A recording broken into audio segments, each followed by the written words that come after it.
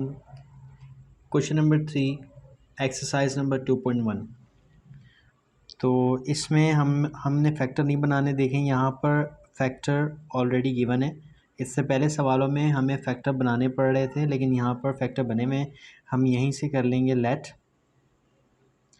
X square minus 3x plus 6 x into x minus 2 x minus 1 के ए करेंगे पहले।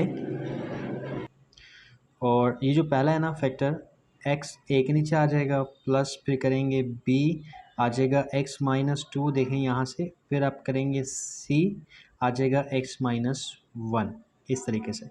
फिर आपने इन तीनों का एलसीएम ले लेना है। इसको आपने एज इज लिख देना, एक्स स्क्वायर 3x प्लस 6 और x into x minus 2 x minus 1।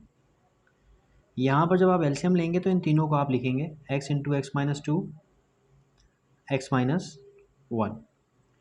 अब ये सवाल जो है सॉल्व करते हैं इसको।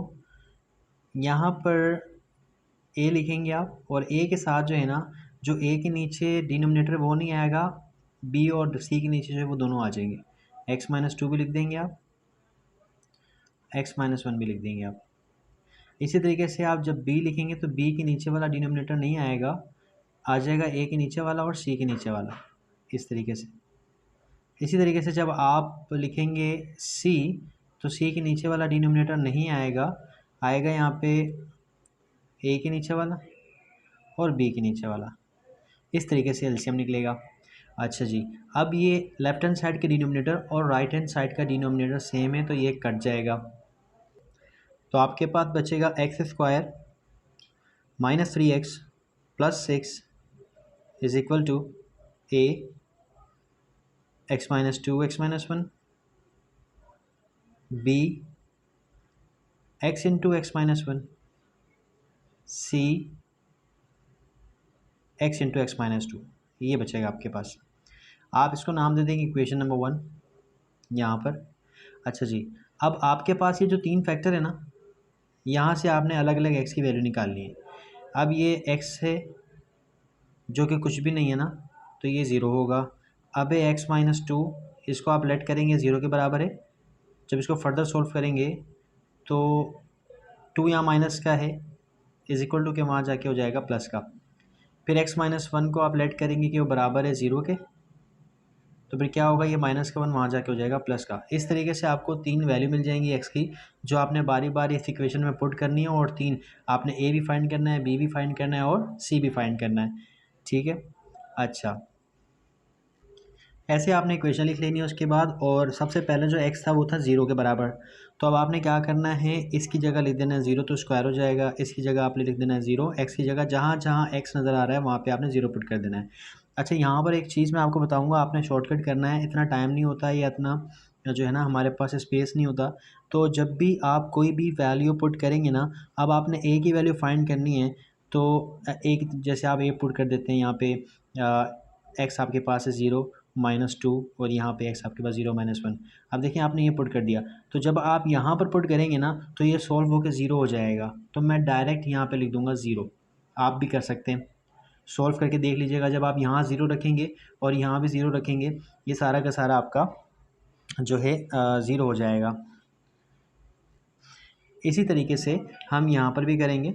जब यहाँ पर हम रखेंगे c की जगह, यहाँ x ज़ीरो रखेंगे तो ये भी 0 हो जाएगा, तो मैं डायरेक्ट 0 कर रहा हूँ, मैं अपना टाइम बचा रहा हूँ।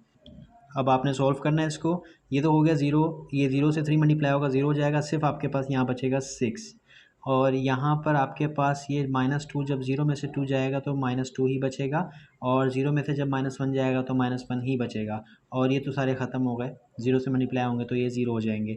अब यहाँ पर आप इनको मल्टीप्लाई करवा दीजिए तीनों को, माइनस माइनस प्लस 2 1 ज़ा 2, तो ये हो जाएगा 2a।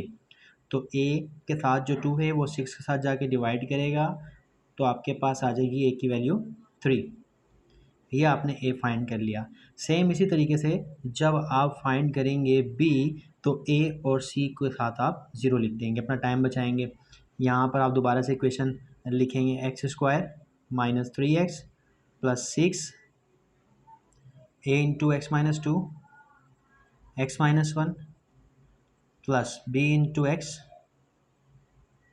Minus one plus c into x minus two, इस तरीके से। अब आपने फाइंड करना है बी, क्योंकि ए आपने फाइंड कर लिया है। तो अब आपके पास जो दूसरी वैल्यू थी ना वो थी 2, जब आपने 3x की अलग अलग वैल्यू निकाली थी, एक 0 आई थी, एक 2 आई थी सेकंड वाली। अब आप यहाँ पर 2 पुट कर दीजिएगा, जहाँ पर x नज़र आ रहा है वहाँ 2 पुट कर दीजिएगा। अब मैं यहाँ पर a के साथ जब मैं यहाँ 2 पुट करूँगा, प्लस का 2 होगा ना, ये माइनस का 2, ये 0 हो जाएगा, और 0 से ये ब्रैकेट मल्टीप्लाई होगी तो 0 हो जाएगी।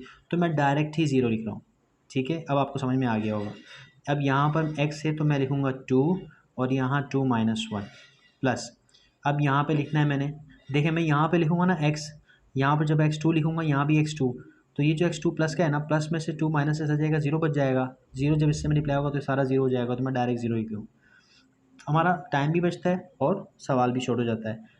2 का स्क्वायर 4, 3 2 6 प्लस 6, ये 0 आपके पास बच गया b, और 2 2 4, देखें ये आपके पास बच गया ना 2, और ये 2 में से 1 गया तो 1 बच गया। चलें, प्लस का माइनस का कैंसिल हो गया, 4 बच गया, और यहाँ पे आपके पास आ गया 2b। तो फिर आप इन दोनों को, ये 2 जो है b के साथ मल्टीप्लाई कर रहा है, वहाँ जाके डिवाइड करेगा, तो आपके पास आंसर आ जाएगा b का 2। इसी तरीके से आपने c का आंसर फाइंड करना है। यहाँ पे दोबारा से इक्वेशन लिख दीजिएगा, x square minus 3x plus 6 a into x minus 2 x minus 1 plus b into x minus 1 plus c into x minus 2। अब आपकी जो तीसरी वैल्यू थी वो 1 आई थी, तो आप यहाँ पे 1 पुट कर दीजिएगा।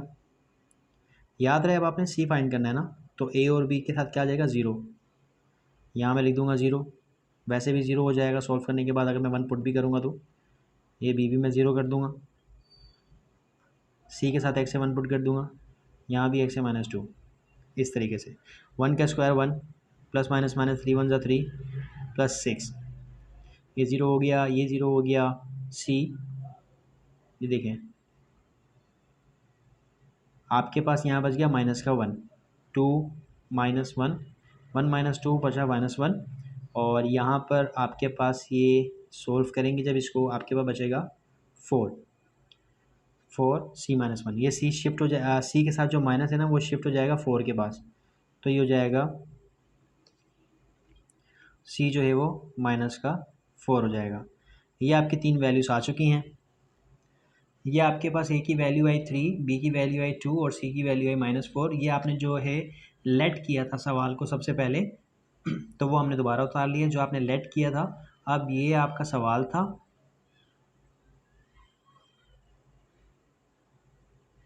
ये आपने सवाल लिखा था और आपने यहाँ पे इसके पार्शियल फ्रैक्शन बनाए थे।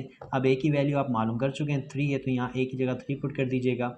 b आप फाइंड कर चुके हैं, b आपके पास है 2, तो b की जगह 2 पुट कर दीजिएगा 2, और c आप फाइंड कर चुके हैं, आपके पास है -4, तो यहाँ -4 आ जाएगा। अब ये माइनस प्लस माइनस हो जाएगा, एक स्टेप बढ़ जाएगा आपका।